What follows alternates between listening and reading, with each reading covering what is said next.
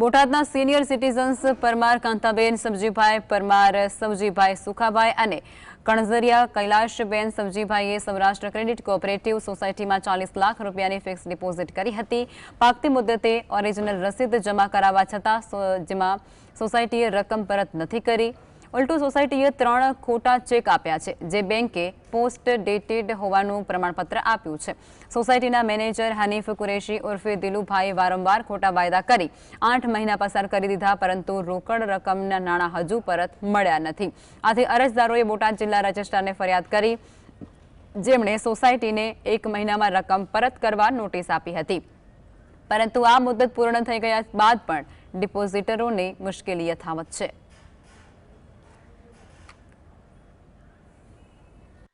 કરતા ધરતા ને ફોન કરવાનો સંપર્ક કરવામાં આવ્યો હતો, પણ એ સંપર્ક થતો નહોતો। પછી મેનેજરને બોલાવ્યા હતા કચેરીમાં, એટલે મેનેજર દ્વારા પ્રારંભિક પૂછતા એવું લાગ્યું કે ગલ્લા તલ્લા કરતા હતા અને વાત વ્યવસ્થિત કરતા નહોતા।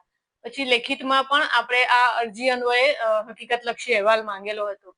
હકીકતલક્ષી અહેવાલ આવતા નહીં અમે કચેરી દ્વારા તમામ કમિટી સભ્યોને ચેરમેન સહિત આ શું હકીકત છે એ જાણવા માટે રૂબરૂ બોલાવેલા હતા। અને રૂબરૂ એ લોકો આવ્યા ત્યારે એમણે એવું કીધું હતું કે આ તમામ વિગતો અમને કોઈ પણ પ્રકારની જાણકારી નથી।